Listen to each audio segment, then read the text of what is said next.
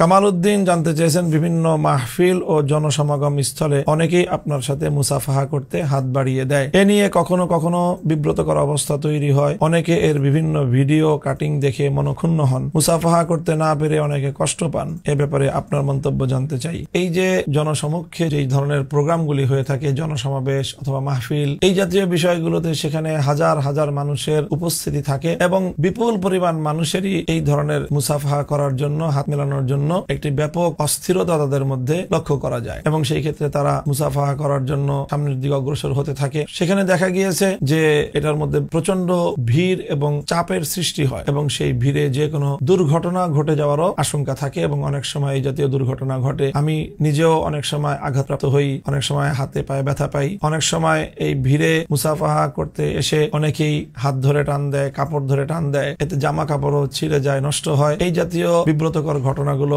অহরহ ঘটতেই থাকে। আর সেখানে যদি কারোর সাথে মুসাফাহা করা হয়, তাহলে এরপরে যে ঘটনাটি ঘটে যে অন্য সকলের মধ্যে মুসাফাহা করার যেই অস্থিরতা বা উদগ্র বাসনা, এটা আরো বহুগুণ বৃদ্ধি পায়। তখন সকলে একসঙ্গে মুসাফাহা করার জন্য ঝাঁপিয়ে পড়ে। তো এতে যেটা শঙ্কা হয় যে এর মধ্যে অনেক অসুস্থ মানুষ, দুর্বল মানুষ, বৃদ্ধ মানুষ, ছোট বাচ্চা কাচ্চা, এই ধরনের শিশুরাও চলে আসে এবং সেখানে ভিড়ের হুড়াহুড়ির মধ্যে যে কোনো প্রাণহানির মতো অথবা মারাত্মক কোনো দুর্ঘটনা ঘটার মতো আশঙ্কা দেখা দেয়। এই জন্য এই সকল ক্ষেত্রগুলোতে আমরা চেষ্টা করি স্বেচ্ছাসেবকদের মাধ্যমে এবং সকলকে নিবৃত্ত করার চেষ্টা করি যেন এই ধরনের হুড়াহুড়ির মধ্যে যেন কেউ মুসাফাহা করার মতো পরিস্থিতি সৃষ্টি না করে বা চেষ্টা না করে। এতে মানুষের হতাহত হওয়ার আশঙ্কা থাকে। এই একটি প্রথম বিষয়। দ্বিতীয় বিষয় হলো, মুসাফাহা করার এই জাতীয় আয়োজনের মাধ্যমে ব্যাপক বিশৃঙ্খলাও তৈরি হয়। যে একজন মুসাফাহা করতে আসলে তার দেখা দেখি তার সাথে মুসাফাহা করলে 10 জন, 20 জন, 100 জন তখন তারা উঠে পড়ে লেগে যায়। অনেক সময় মঞ্চে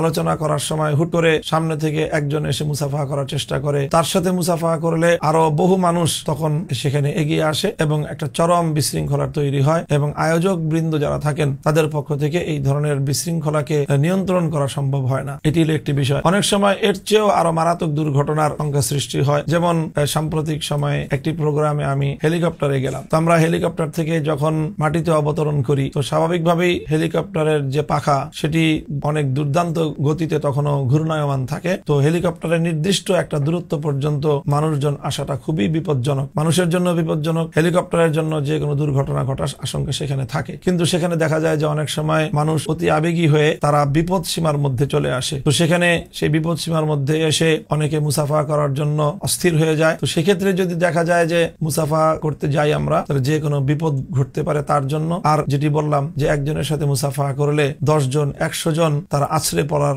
উপক্রম হয়। তো সেই ক্ষেত্রে স্বাভাবিকভাবেই হেলিকপ্টার যেখানে অবতরণ করে তার নির্দিষ্ট একটা এলাকা পর্যন্ত সেখানে চিহ্নিত থাকে বিপজ্জনক এরিয়া হিসেবে এবং সেখানে কোনো দর্শনার্থী তার ওই এলাকার মধ্যে প্রবেশ করা সম্পূর্ণ নিষিদ্ধ থাকে। দুর্ভাগ্যজনকভাবে সেই নিষেধাজ্ঞা উপেক্ষা করে অনেকেই এই ধরনের বিশৃঙ্খলা তৈরিতে ভূমিকা রাখেন এবং যদি আমরা মুসাফা করতে যাই তখন আসলে মূলত আমরাই সেই বিশৃঙ্খলাকে প্রশ্রয় দিলাম এবং আমরা সেই বিশৃঙ্খলা সৃষ্টিকারীর ভূমিকা অবতীর্ণ হলাম। আমি মনে করি একজন দায়িত্বশীলের জায়গা থেকে কোনোভাবেই এই ধরনের বিশৃঙ্খলা সৃষ্টি করা এটি উপযুক্ত হবে না। একজন মানুষ মুসাফা করতে এসে যদি কোনো ধরনের দুর্ঘটনা ঘটিয়ে বসেন অথবা তিনি যদি কোনো দুর্ঘটনায় পড়ে যান, দুর্ঘটনার শিকার হন, এটি হবে অত্যন্ত দুঃখজনক একটি বিষয়। যে এই বিষয়ে আমি যেহেতু প্রশ্ন এসেছে, সংশ্লিষ্ট সকলকে আমার পক্ষ থেকে উদাত্ত আহ্বান থাকবে যে আমরা মুসাফা করার চেয়েও শৃঙ্খলা রক্ষা করাটাকে অনেক বেশি গুরুত্ব দিব। যদি কারো মুসাফাহা করতে হয়, এটি অবশ্যই এটি সুন্নাহর আমল, এটি সুন্দর পরিবেশে, নিরিবিলি পরিবেশে,